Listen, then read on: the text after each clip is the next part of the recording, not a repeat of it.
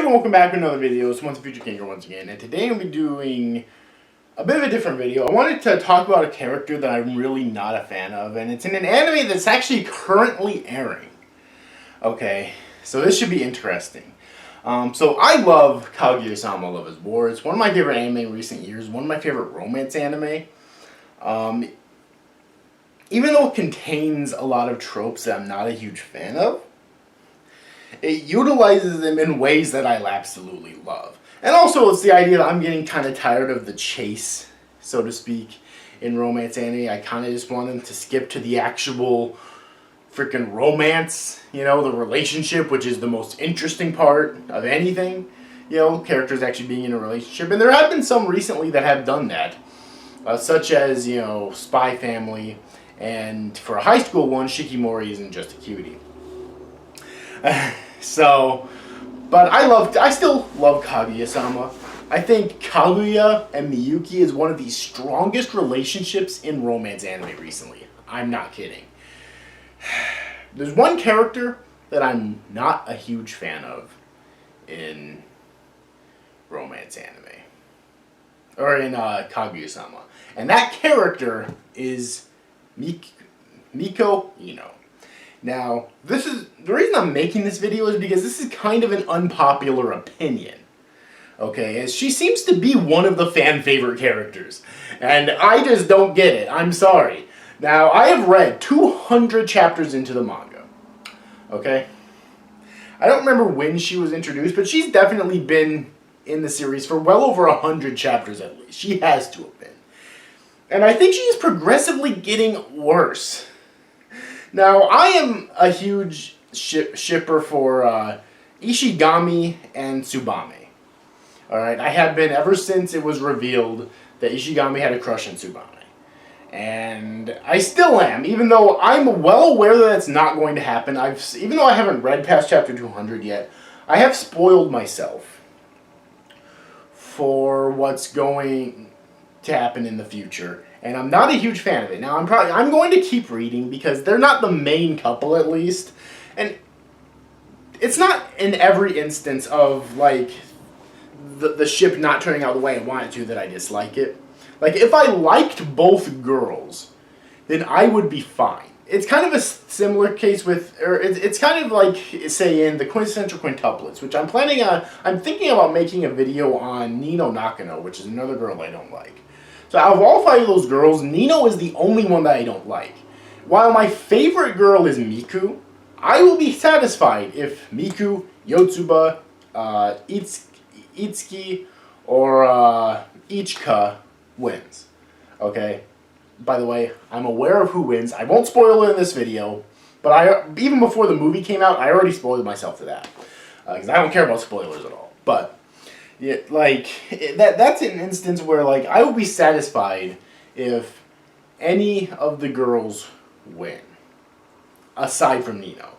And the only thing that would completely turn me off to the pairing is if I just absolutely do not like one of the characters in the pairing for what I consider to be extremely legitimate reasons. Alright, another good example, I won't spoil too much, but what I will say is in The Devil's a Part-Timer. I'm not going to spoil who wins that romantic pairing, but there are a lot of people who did not like the girl that won. I would have preferred if she did not win, but I like both girls, so that will not turn me off to the pairing. I don't think she was the most suitable, but it's not something that I'm overly bothered about because I like them both. Okay, so that's basically my stance on the whole pairing thing. Like, it will only turn me off to the pairing as a whole if I just absolutely do not like, on a personal level, the character that wins. Alright, and Miko Ino is an example of that. Where she freaking, I just do not like her, and I think she's, after 200 chapters into the series, I think she's progressively getting worse.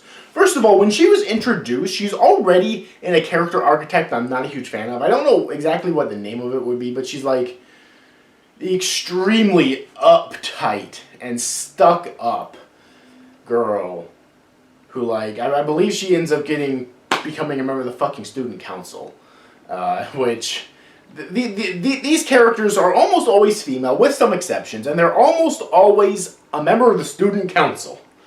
Like 99.99% of the time, they're going to be a member of the student council. I don't know what you would call this character archetype, but I am almost never a fan of it.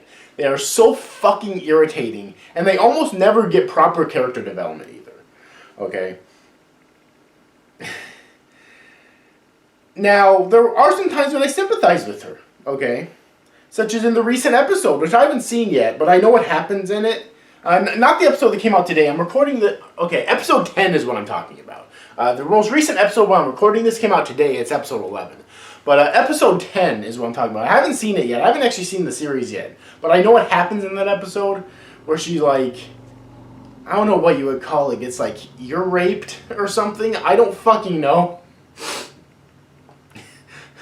I don't know. It's some kind of weird fetish thing that I think the author has that he decided to put in his fucking series for some goddamn reason. I don't know, but I felt really bad for her in that. Because, goddamn, like, that traumatizes her so much that even looking at Chika the next day flooded all this trauma into her. I'm like, dude. Unfortunately, they didn't save the character for me, especially as she progressively got worse and worse later on. You know? And also, even early on, while I wasn't a huge fan of her personality, I did respect her convictions. So she had beliefs, and she was fighting for them. And in a way, I do think that is a respectable sort of thing. Even if I disagree with them, even if I think she's too uptight and too bitchy, the fact that she was willing to fight for them and stick to them, I think is very respectable. Okay, so I don't think she's an awful character from a writing standpoint necessarily, especially early on. But, so what happens later on in the series is that she discovers that she has a crush on Ishigami, which is something that it's difficult for her to comprehend at first, because of how much she hates Ishigami, which, that's another trope I'm kind of getting tired of, the whole, like, I hate you, but now I'm in love with you. It's kind of an overused trope, and I feel few anime utilize it in a unique enough way for me to be interested. Okay, especially since I know they're going to end up together in the end. You know, but this series doesn't do it terribly, I don't think. In fact, I think it's kind of logical, considering their differing personalities, because these two are extremely different. So considering their differing personalities, you know, I think it's kind of logical, because Miku Ino is this, like, prim, proper, stuck-up perfectionist, basically, who expects everything out of her fellow students, and is extremely by the book in terms of rules and regulations. And Ishigami, I wouldn't necessarily call him a delinquent, but people think he's a delinquent because of misunderstandings in his past. How he, like, had this girl that he liked, but she had a boyfriend, and this boyfriend was fucking cheating on her. So he beat the shit out of him, and then she caught him, and thought that he was just didn't want her to be happy, and didn't believe him when he told her what the truth. I'm pretty sure all this was revealed in season 1 of the anime, if I'm not mistaken. Either that or season 2. And then when she found out the truth, she still blamed Ishigami. Okay, but that like story from middle school of him beating the shit out of the guy went to high school, so everyone thinks that he's a violent delinquent. Okay, but Tsubame was different. First I'll say, you know, and freaking yeah, so that's how those two are different. But Tsubame was different than everyone else because, well, she was a little skeptical. Like, everyone told her how much of a violent asshole that Ishigami was. She didn't necessarily believe them. Okay?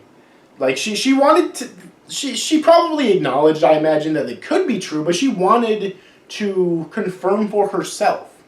Okay? And eventually, she found out that, no, he was a really nice guy who was just misunderstood. And I feel like a lot of people can relate to Ishigami a lot, myself included. He's one of my favorite characters in the series. In fact, he's probably my third favorite character in the series. Okay? Like, right after Kaguya and Miyuki, there's Ishigami, alright?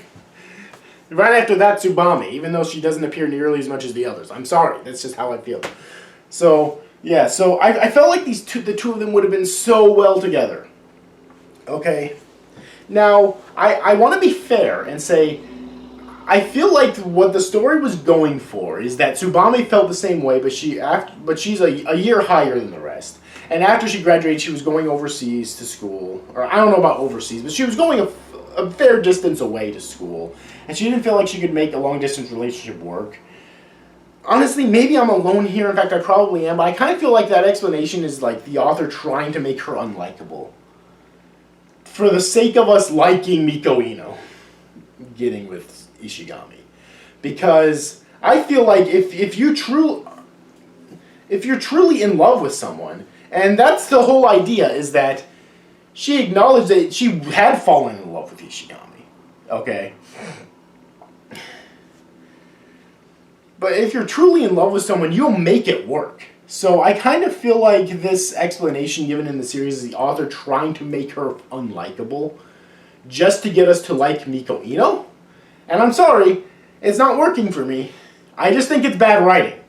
Because not even acknowledging the objective fact that if you truly love someone, you will make it work. Period. Okay? Like, so either it's bad writing or she's just lying to him to try to make him feel better, and wasn't actually in love with him. And by the way, I don't know how that would actually make him feel better. If it was me, it would make me feel worse, because it would give me the knowledge that the girl who claims to be in love with me is either just walking away for no reason or is clearly lying to me, which would, both situations would make me feel worse. Okay? So I do not like that. I think that's actually really bad writing. And Miko Ino herself is just getting worse. Even after she acknowledges, like, okay, she's a tsundere. And for that matter, so is frickin' Nino from Quintessential Quintuplets. I like tsunderes to an extent, but these days they're very hit or miss with me. Like, some of my favorite anime girls are tsunderes. Alright? Such as Taiga from Toradora, for example. But these days it seems like they're very hit or miss with me. And it's like, okay, I get if like Miko Ino gave him any obvious hints. But what obvious hints did she give him that she likes him? The only thing I can think of is frickin' when she helped him with his homework, I think. But that doesn't necessarily mean that you have a romantic crush on someone. That's fucking stupid. I'm sorry. Okay? Like, that's just... Okay, I mean, sure, friendship. Like, maybe that's a hint at friendship, but not, like, romantic interest. Okay? You don't have to be someone's lover, or you don't have to want to be someone's lover to help them with their goddamn homework. That is fucking stupid. And that's the only thing I can think of. Please, let me know in the comments if there are any other obvious hints within the first 200 chapters, because that's all I've read, of her, that she's given him obvious hints of her affection. Okay, please let me know if there's something that I've missed within those chapters. Because that's the only thing I can think of, and that is fucking dumb. And the reason I say she's getting worse is because, I forget which chapters, but it's towards chapter 200, when... what happens is that Ishigami falls down the stairs and lands on Miko Ino. Okay? Or maybe it's the other... No, it's the other way around. Miko Ino falls down the stairs and she lands on Ishigami. Okay? And she breaks her arm. And Ishigami, he feels really bad about it. And this is not out of character for him. He genuinely cares about the people around him. Even if it's someone like Miko Ino, who he has a history of not liking at all, if he feels like her injury is his fault, which it's not, by the way, it's her own clumsiness, but if he feels like the injury is his fault, he's going to feel terrible about it and want to make it up to her. So that is completely in character for him. Okay? And so he basically does everything for her while her arm is broken. But the way she takes it, she abuses this privilege so much. She takes so much advantage of his kindness. It paints her to it being so painfully unlikable. Those are the worst chapters in the fucking series to me, in my opinion. Okay? Jesus fucking Christ, they are awful. They are so unfunny, and look, comedy is subjective. If you thought they were funny, I'm not going to judge you, but it seemed to me like they were trying to paint, the author was trying to write them in a funny way, but to me they were so painfully unfunny. And so painfully abusive to frickin' poor Ishigami. I hated them so goddamn much. That's what I mean when I say she is getting worse. Because those chapters painted her as being so unlikable.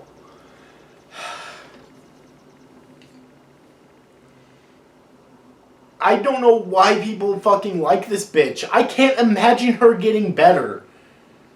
Okay, I could maybe imagine her getting better if, like, these are the only two characters that were focused on a tremendous amount. If this series was about them, I could maybe see her getting better in 50 plus chapters. But they're not even the main couple. The main couple is Kaguya and Miyuki, who, by the way, I absolutely love. And I still think the series might be a 10 out of 10 for me. In spite of all my complaints I'm voicing in this video, that's how much I love Kaguya and Miyuki. But considering that they're not the main couple, I can't imagine Miko Ino getting that much better in such a short amount of time. Okay? I'm serious. Like, those chapters pissed me off so fucking much. And any goodwill that I might have had for Miko Ino, which was already sparse as it was completely fucking destroyed there. Again, especially since I don't recall any, like, obvious hints that she would have been in love with him. Okay, and I'm speaking from, like, from a viewer's point of view, an omniscient point of view. I'm an outsider looking in. So those hints should be easier for me to see than for the characters involved, okay? But I haven't seen anything like that. The only reason I even know that she likes Ishigami, supposedly, is because she stated so to Miyuki. I should not have to have the character state something for it to be obvious as a viewer. So something like romance, okay? As a viewer of the show, as an outsider looking in. Like, for me, it should be even more obvious than the outsiders to the romance that are in the actual show. Like, Kaguya and Miyuki are also outsiders looking in. Because they're not directly part of that particular romance, okay? But I have even further distance. Because I'm not part of the story, I'm the viewer or reader. So for me, it should be even more obvious. But I saw nothing. And again, if I missed something, please let me know in the comments. But I saw nothing. Okay? And again, if there were extremely obvious hints, that would... I still don't think that would justify the way she acted. But it would make it better, at least. Okay? So that's the main reason I hate Miko Ino as much as I do. It destroyed any goodwill I had for her. And it was complete fucking garbage. Okay? I'm sorry. It was complete fucking garbage. So I just had to make this video, get this off my chest. I don't know how many views this is actually going to get. Hopefully it gets a decent amount. But, yeah. So overall, hope you enjoyed this video, even if you disagree with me. I still hope you enjoyed my ramblings, my rants, my opinions. If you did, please make sure to give it a like and subscribe to my channel for more content in the future. Hit the notification bell if you want to know whenever I upload new videos. I release new videos all the time, share on other places on the internet if you think it deserves it, such as YouTube, Facebook, Twitter, etc. Try to get my channel more attention. And like always, comment on the video down below because that'll help my channel out. Let me know your thoughts on this video and on this series, on the manga if you're a fan of it. Let me know your thoughts on Nicolino. Do you agree or disagree with any of my opinions? And, you know, do you have any positive or negative opinions on her that I did not voice? Just let me know what you think. Anyways, overall, hope you enjoyed this video. I'll see you guys next time.